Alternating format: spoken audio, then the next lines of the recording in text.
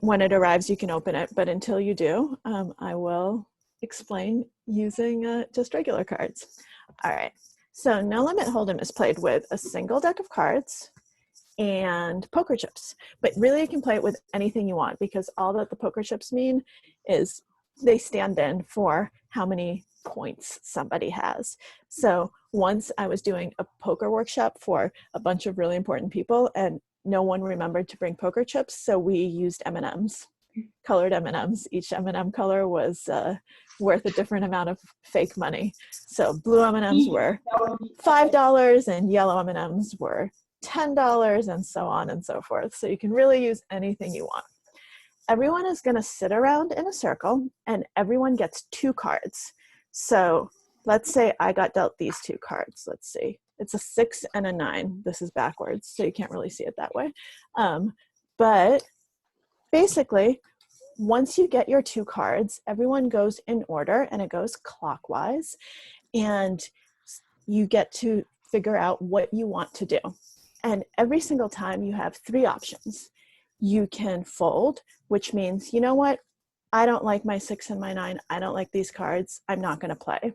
And folding is cheap. Folding doesn't cost you anything, because you just put your cards, you say, I'm not playing, and you give your cards back to the dealer.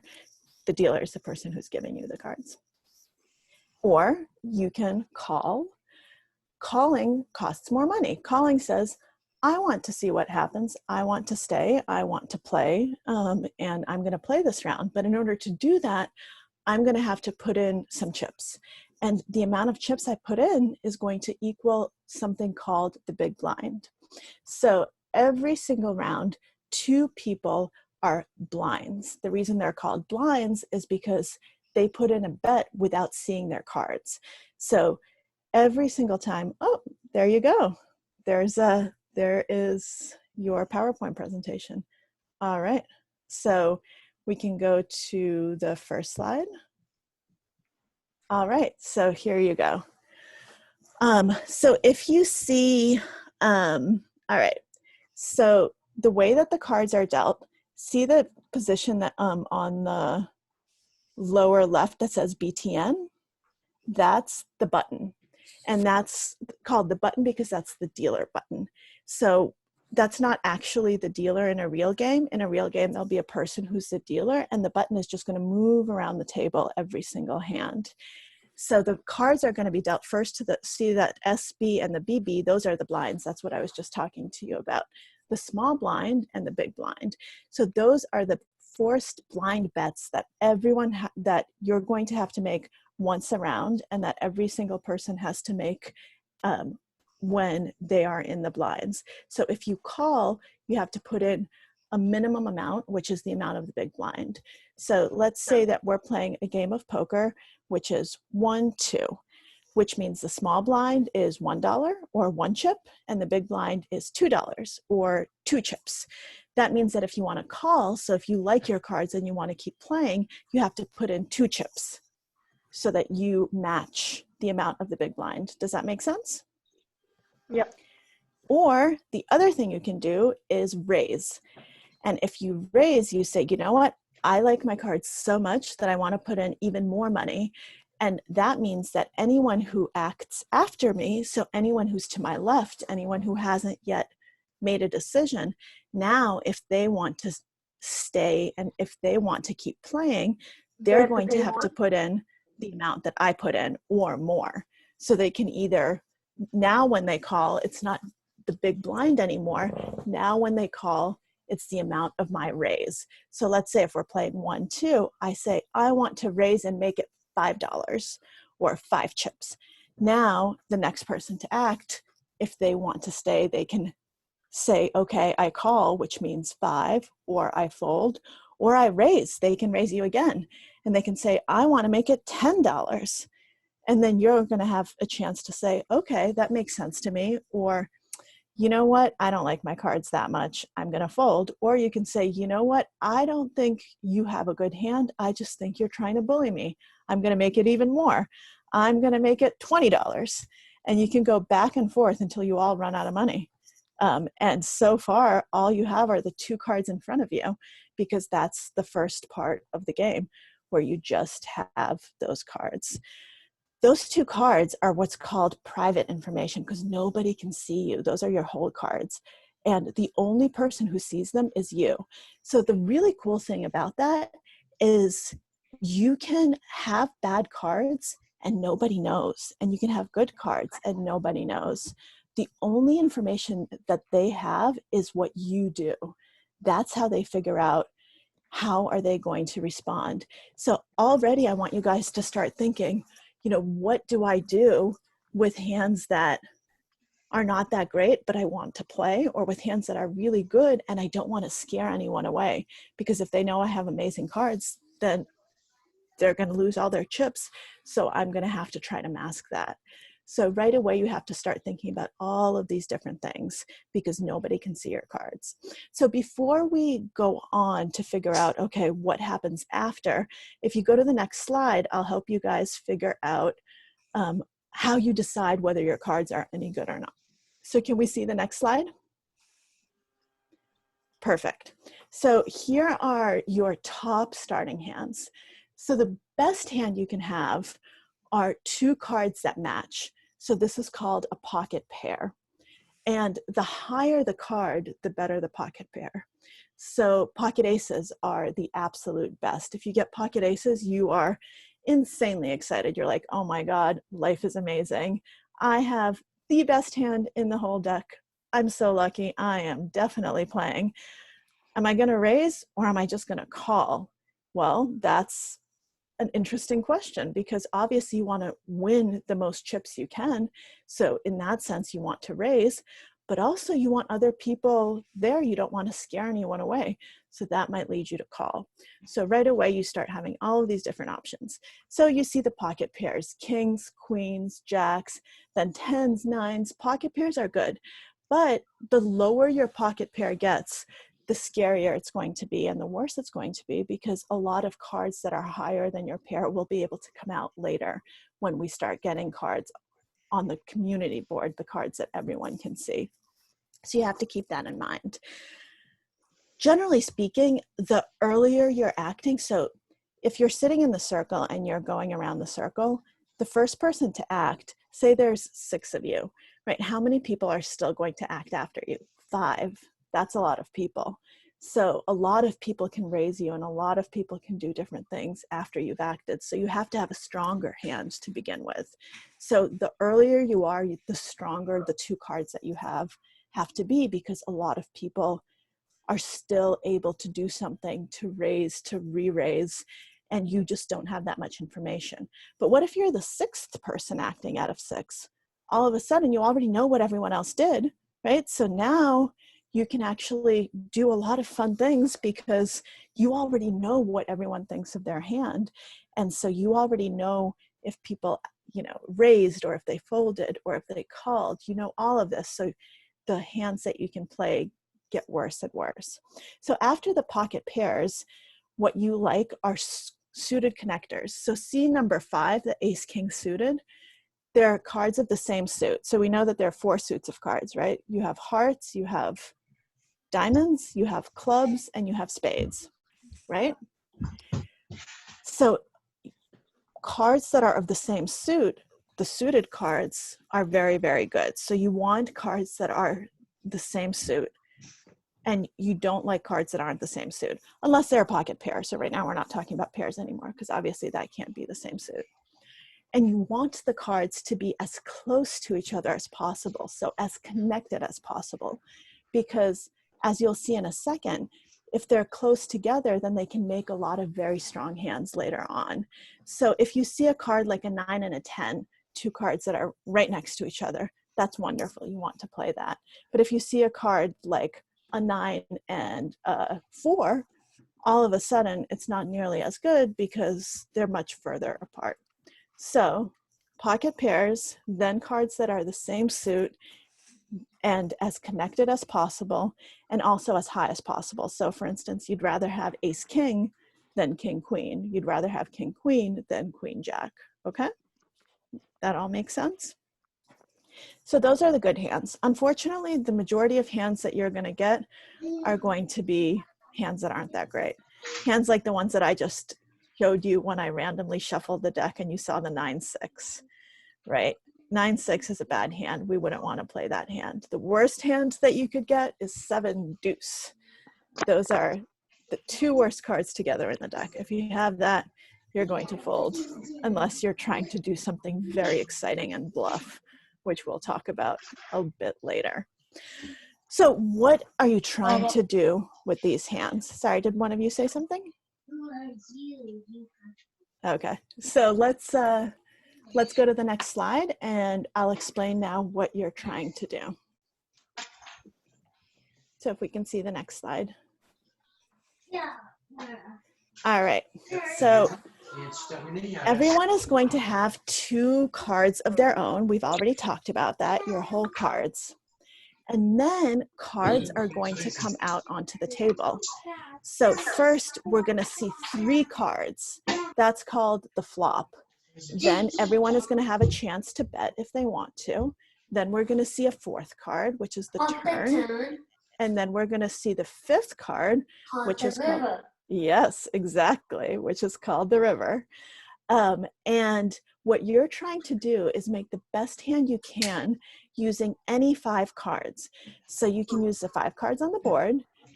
You can use one of the cards you hold, or you can use both of the cards you hold and 3 cards on the board. And the best hand in the world is a royal flush. That's the one that you see up top. It's all the same suit and it's 5 in a row starting with the ace. So that's why it's so good to have the suited connectors and to have them be of the same color, because that way you can make a flush, and a flush means all of the same color. And you can also make a straight, which means all in a row. And a royal flush is when you have both a straight and a flush, and it's the possible. Then you have the straight flush, which is the same thing as the royal, except it's not quite as high, right? So it can be 4, 5, 6, 7, 8, as we see here. It can be 2, 3, 4, 5, 6. It's just 5 cards in a row, but also of the same suit. After that, the hardest one to make is 4 of the same kind. So that means that you have to be holding a pocket pair, and there have to be 2 of that card on the board, which is very rare. It almost never happens. After that, you have a full house, which means that you have a pair, and then there are also cards on the board, 3 of one and 2 of the other. So what you're seeing here, it's 10s full of aces. If you saw 3 aces and 2 10s, it would be aces full of 10s. So now you start seeing why we liked the hands that we liked in the last slide. It's because we can make all of these hands with them that we couldn't if we were playing cards that weren't suited, that weren't connected, that weren't pocket pairs. The next one that is also very good is just a flush. So the flush is the same thing basically as your royal flush and straight flush, except they don't have to be connected at all. It's just cards of the same suit. And the straight, they have to be all in a row, but they don't have to be of the same suit. Then you've got 3 of a kind, which normally happens if you have a pocket pair and there's 1 of your card on the board, or if you have just 1, but there's 2 of your card on the board. Those are slightly different. One is called a set when you have 2, and one is called trips when there are 2 on the board, but they're both very good hands. But one is better than the other. Can you guys guess which one's better than the other? The one with the highest things. Yes, absolutely. But what about, is it better to hold 2 of the cards in your hand and have 1 be on the board, or hold 1 card and have 2 be on the board? 1 This is 2 on the board. Everyone gets a 2 pair. So I've heard it both ways. So it's better to hold 2 of them and have 1 be on the board, because that means if you hold 2, that means no one else can have them. If I hold a 5 and there are 2 5s on the board, that means someone else might have a 5 as well. And what if my 5 is with a 4 and their 5 is with a 6? Because I need cards that I'm going to need 5 cards in total. The person who has the 5 and the 6 is going to win. It's going to beat me because they have a better, that second card is called your kicker. They have a better kicker. So you are much happier if you hold 2 cards, two of the fives in your hand. But yes, you're absolutely right. The higher they are, the better it is. So if you have sixes, that's better than fives. If you have sevens, that's even better. And if you have aces, that's best of all. Then after that, you have two pair. So that can happen. So if you see here, you've got aces and threes. So I could have an ace and a three in my hand, and there's an ace and a three on a board. I could have aces and there could be threes on the board. Or yeah, those are the two ways that it can happen. And it's usually better if I have both an ace and a three, and then the ace and the three is on the board, because again, that means fewer people can beat me. Because what if I have, you know, two aces and someone else has another three? That means they have three of a kind. And as you see, three of a kind beats two pair. And finally, the worst hand, but also something that is good, is just having one pair. And that happens if you have just a pocket pair and there's no pair on the board. Or if you have something like, let's say, ace queen, and there's a queen on the board, then all of a sudden you have a pair of queens. So those are the best. And if you don't make any of those, and sometimes you won't, you just have a high card. So then your hand is just worth as much as the highest card in your hand. So if you have an ace, you have ace high. If you have a king, you have king high. If you have a queen, you have queen high. So your goal is to make the best hand that you possibly can, or to convince everyone else that you've made a hand that's better than theirs. Because the person who wins isn't necessarily the person with the best cards. It's the person who convinces everyone else to fold. So that's your goal. Your goal is to try to figure out. Sort of like play all your cards, and then people could think that you have the best cards, and then they'll fold, and then you get all the money. So the question is, why don't you just play all of your cards and play them very aggressively? Well, there's a strategy that is called the super aggressive strategy, and that's exactly what those people do. Those types of players do play any cards, any two cards, and they apply a lot of pressure. They bet a lot, they raise a lot, they make other people fold. Unfortunately, that works until it doesn't. Because if you're always doing that, at some point people are going to think you're a bully, because that's exactly what you're being. And so they're going to fight back. So they're going to start re-raising you. They're going to start applying pressure back. And then what are you going to do if you're holding seven deuce and you really don't have anything? You will have basically taken a lot of your chips and lit them on fire, because you won't be able to defend it and you'll have to fold. So it's very good to be aggressive, and aggressive wins a lot of the time, but you have to be smart about being aggressive. You can't be just mindlessly aggressive, because then people can take advantage of you. But these are very, very good things to think about. So now I want to show you guys a little clip of a hand in progress so that you can see this all play out. So in the next slide, we have a video of me playing, and I'm going to ask that we actually pause it after less than a minute. I just want to look at one hand at first. So if we can play that, then I can explain. We can go through and explain what's going on. So if we can play the next slide video. All right, so here we have a poker table on online poker.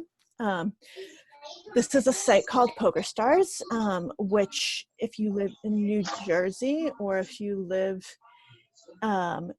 anywhere that's not the United States, you can play on it. So if you live in Canada, you can play here. And I was playing this when I was not in the United States. Well, actually, I was playing, I think, from New Jersey. This one was recorded in New Jersey a while ago. So I'm on the bottom, see the one that says the psych check. And we're going to see a hand of poker play out, and then we're going to pause it so that we can figure out what's happening.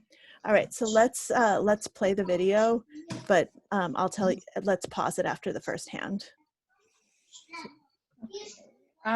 Is the video the next slide? So this is the video. If you go up to the bottom, see that little arrow on the bottom next to slide 4? I think that's the play arrow. No, keep going left. Yeah. Yes. Oh no. No. I guess not. Maybe Wait, if you click, keep it playing. if you click, you should be able to click on the bottom of the video. Okay. Here, I'm just going to stop sharing for one moment and I'll see if I Yeah. can do it on my side here. Okay, sounds good.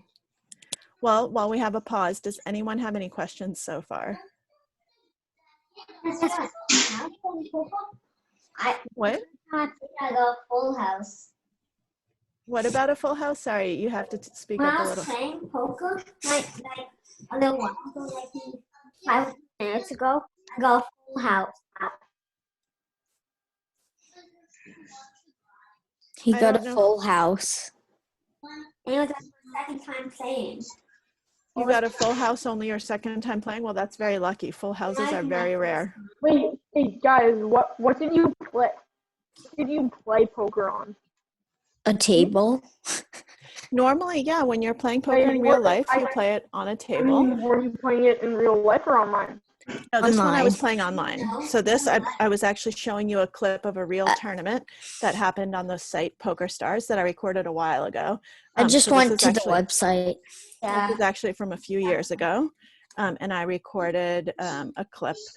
Max, of you guys myself played playing. on Poker Stars? You guys No. played on Poker Stars? What did you play? No. So I used to be a member of Poker Stars Team Pro. So I used to be one of their professional players, and I traveled all over the world. Were you able to play the video, or is it not It playing? doesn't look like there's a play button, but Huh. I'm wondering if you have the video saved anywhere else on your computer, if you Yeah, can find it and I then can make just it share send your you the. screen. Is not- Poker well- Stars Max, is Poker Stars free? Poker Stars does have a free site as well. Absolutely. You can play for play money, which I would definitely recommend. So I'm going to send you, Max, I'm sending you just the video, Sure. just a quick Max, time, because I once again can't share the screen. Okay. Max, It won't let me. when- Yeah. Max, when you were playing, were you playing in real life or were you playing online? Yeah, because when you're playing online, if you want to play for real money, you have to be at least 18. But you can play with play money at any age. Max, what website were you playing on? I'm not playing on a website.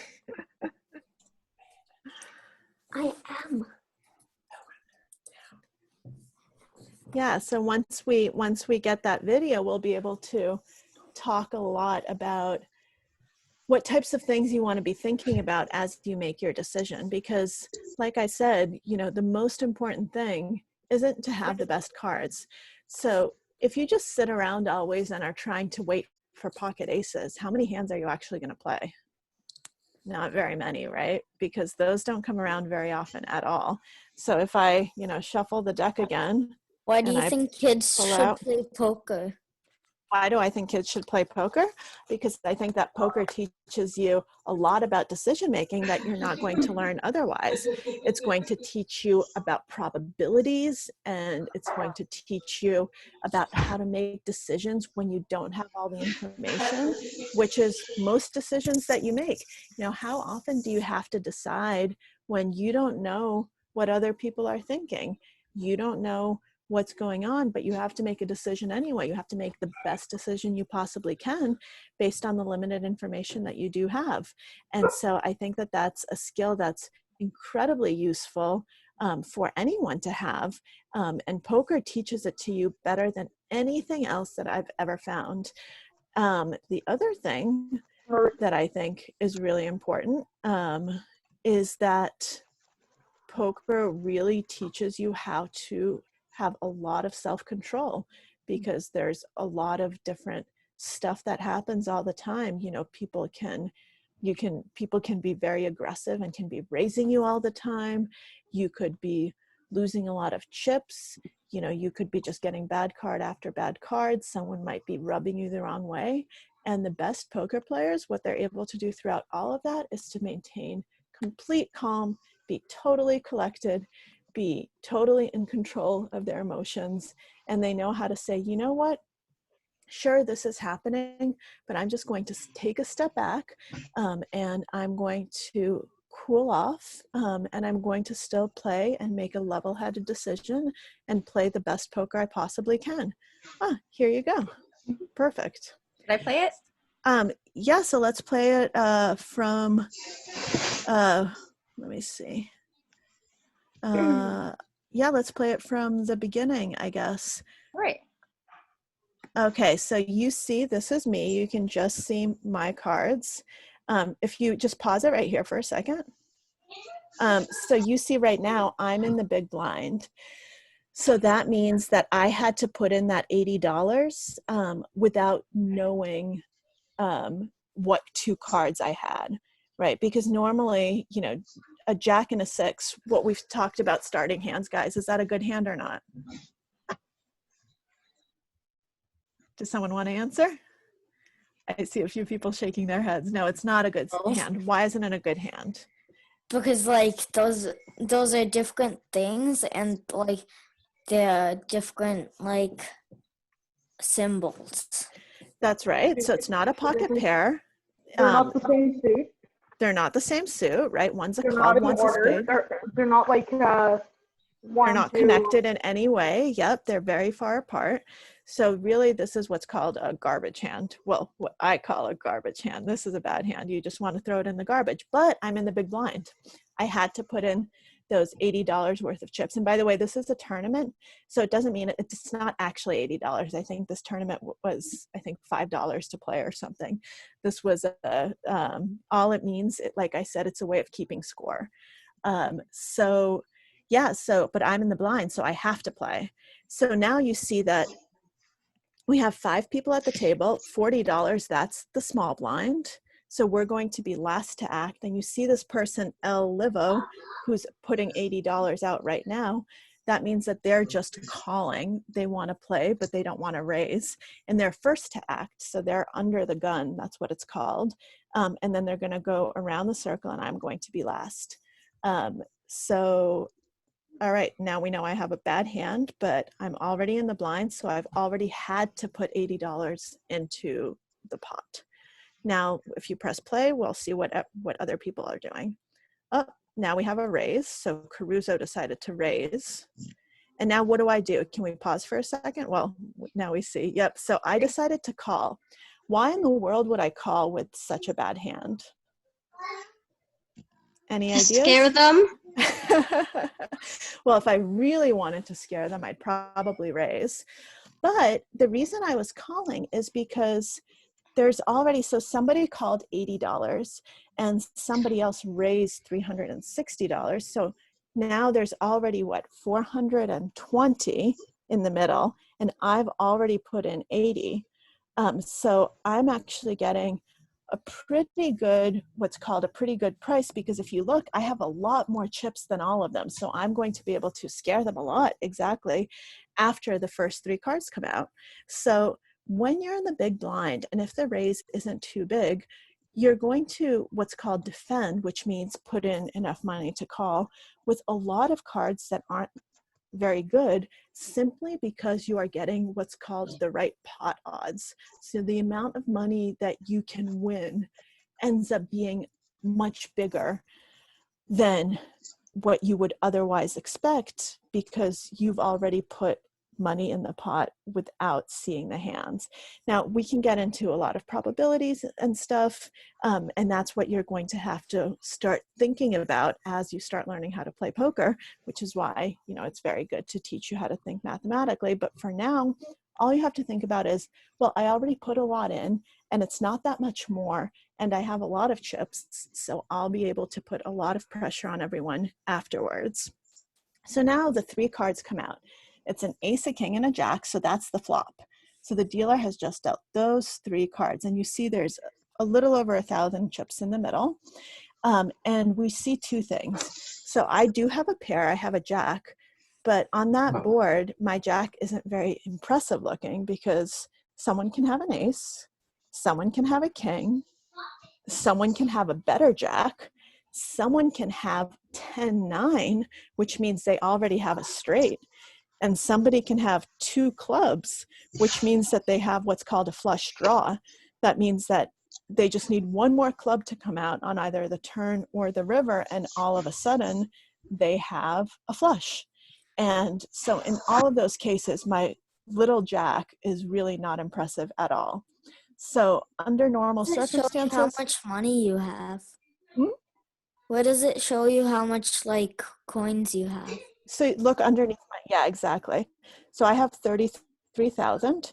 The person who's under the gun has 7,287. And the person who's up on the top of the screen, Caruso, has 18,000. And there's 1,000 in the middle. See? All right, so now I'm going to have to act first. Normally when you're in the big blind and there are lots of people, you just want to check. And checking just means that I'm not going to bet. I'm going to check and see what you guys are going to do. So basically I'm passing on my turn and seeing what everyone else does.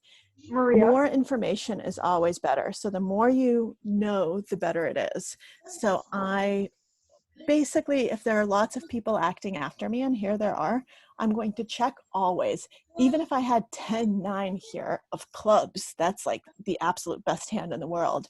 Maria. I'm not going to put any chips in yet. Yeah? Who's the dealer? What?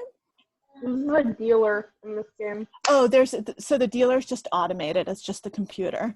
But the person, see that little button on the right-hand side? That's the red spade next to the walnut guy. That's the dealer button.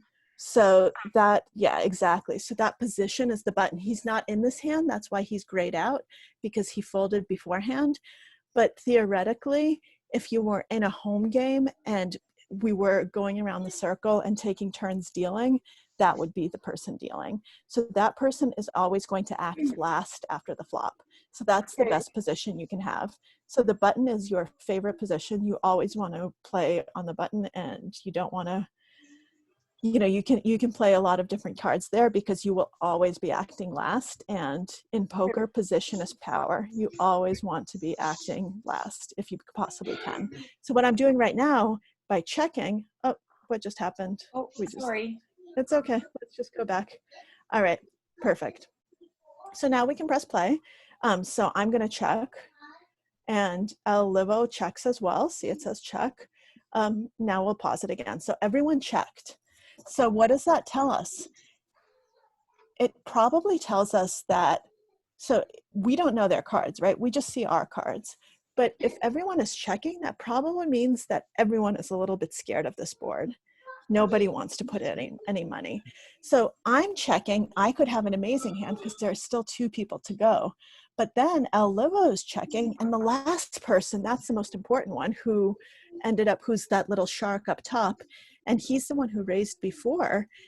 If he's checking too and he's acting last, right? So no one else is acting after him. So he's not scared of other people. So if he checks also, that means that he just doesn't like the cards. The cards aren't great. And now the queen comes out. So, and the queen is a club. So now what do we know? Well, now anyone who has a 10 has a straight, right? Anyone who has 2 clubs has a flush, and a flush beats a straight. So even if you have 2 aces, pocket aces, you're not very happy on this board because a lot of hands beat you. So this is a really, really scary board. But people really didn't like the flop, and the turn made the board even worse. So now a lot of hands that were really, really good became really, really bad. So if you had 2 pair, you're not happy. If you had a set, you're not happy. Basically, if you have almost anything on this board, you're not happy, which is a really great opportunity to bluff. Because if you see that everyone else is weak and everyone else seems to not like it, you should consider betting. So right now I have a pair of jacks, but it's almost definitely not the best hand. But I also look at my 6. My 6 is a club, right? So if a 4th club comes out, I'll have a flush.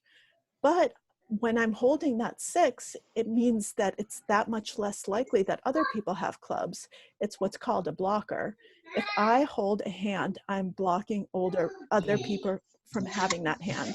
So if I have a club, then there are fewer clubs available in the deck, right? So that actually, the cards I have gives me some information about the cards that other people might possibly have. So because of all of this, normally my hand is bad, but this is a really good time to try to put pressure on people and try to get them to fold, because they've already shown me that they don't really like what's going on. And if they didn't like it on the flop, they definitely didn't like it on the turn. So let's see what I try to do. I decide to bet. Yep. And everyone folds. And I win. I got lucky. So we can pause it there and talk about kind of what, that was basically an example of me winning, even though I probably had the worst hand. So that shows you that you don't always have to have very good cards, but you can still win if you pick the situation correctly. So for instance, on this hand, I have an even worse hand, 10-6 offsuit, because I don't even have a jack. You know, my highest card is a 10. So this is just a terrible, terrible hand that I probably want to throw away. I actually have no idea what I did here because I just wanted to show you guys the first hand. But let's just play this through so that you have a little bit of a feel for it, and then we can take questions and figure out, you know, oh, so there's a raise. I definitely am out of there. Why did I call? See, that was me being very stupid. I should have folded. Everyone makes mistakes.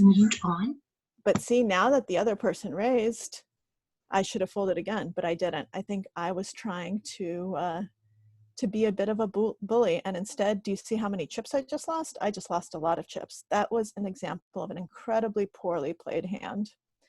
So now you see me playing one hand well and one hand terribly. I should have folded multiple times, and instead I didn't. And so I ended up losing all the chips that I won in the hand before that. All right, so we don't have to watch the rest of the video right now. Instead, we can see if you guys have questions, or if you kind of what your thoughts are on what you've learned so far. I know you have another lesson at 1:30, right? We actually don't today. Oh, okay. So it's okay to go a little bit over. All right, perfect. So what do you guys think? Do you have any questions about what you just saw? Do you have any thoughts? Or do we want to keep watching? I'd really love to play poker if we had chips, because we have a deck of cards, so I could actually play with my family tonight. That's if great. I wanted. That's great. Well, do you understand the rules pretty well now? Yes. Good, good. And Julia can share those slides with you guys so that you can see what the hand rankings are, so that you can keep that, you know, you can just print it out so that you can have a reminder of what the good hands look like, so that you can have that in front of you when you're playing. There's you know, when I first started playing, I had to have a list of hands in front of me too, because I couldn't remember, you know, what's better, a straight or a flush, and how do I make a full house? I knew nothing at all about cards when I first started playing. So you can definitely play tonight. Are there any rules you're not clear on? Is there anything you want to talk about so that you can beat everyone when you play tonight with your family? I don't know. You can show them what good decisions you can make. My brother's not here, so I'm learning more than him. Good, good. Well, that's good. But he can listen later on, and then he can learn something too. Anyone else have any questions?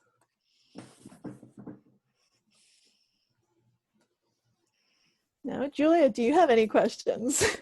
I mean, I've actually never played poker before. Yeah. Somehow. I mean, I kind of understand, but I definitely yeah, I definitely would have a lot to learn to play myself. Yeah, well, you know, just I have a question. yeah, who has a question? I hear someone's voice, but I don't see any video. That's my dad. Shane, I have a question.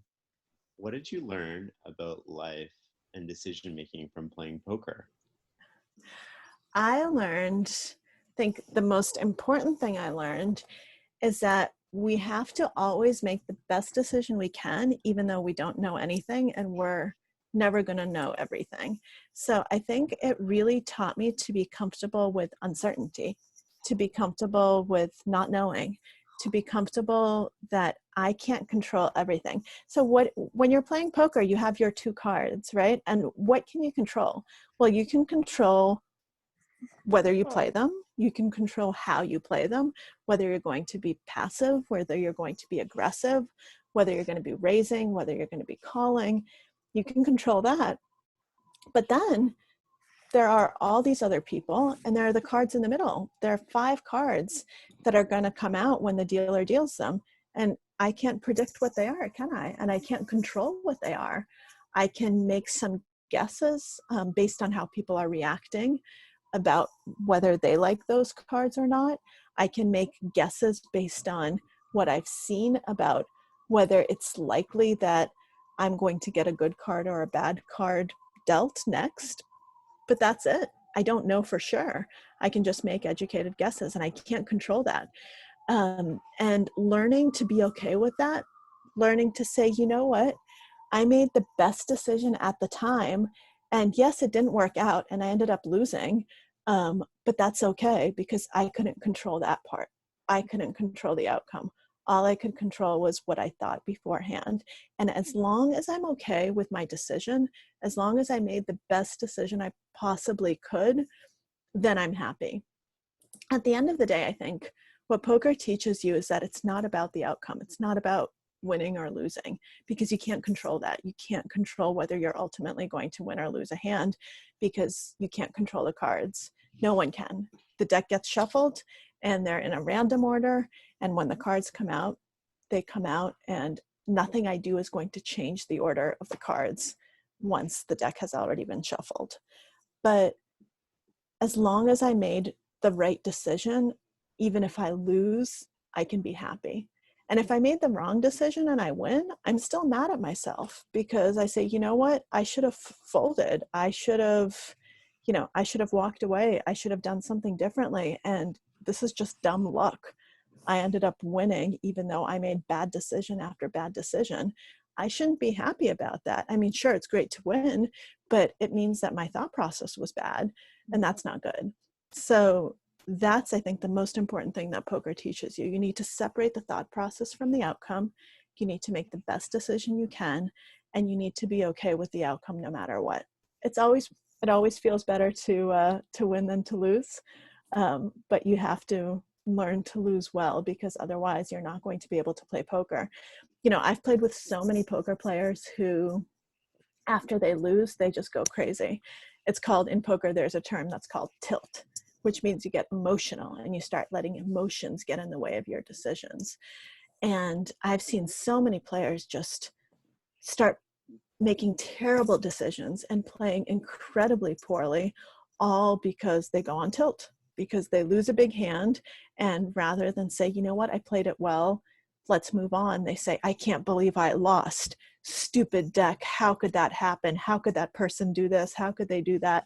And they start blaming everyone, blaming everything, and then they lose the rest of their chips because they can't think clearly. And to me, as long as I'm thinking clearly, as long as I'm thinking well, that is something that poker teaches you that you can then take to any situation in life and apply there.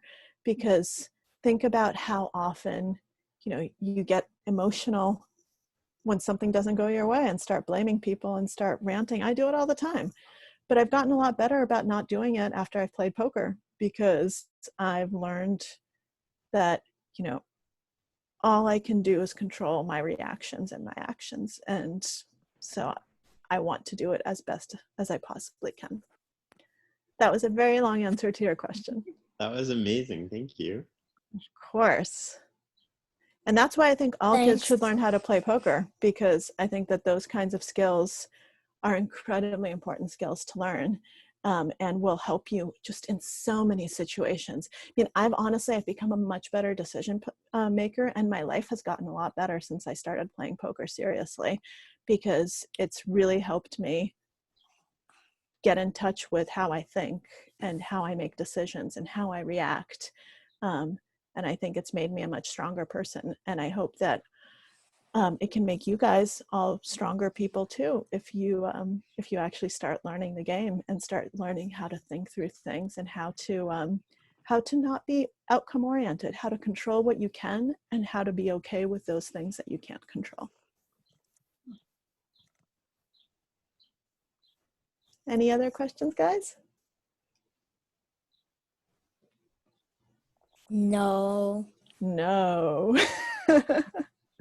All right. Well, thank you all for joining. I'm glad we were able to resolve our technical difficulties with the help of Thank Julia. you.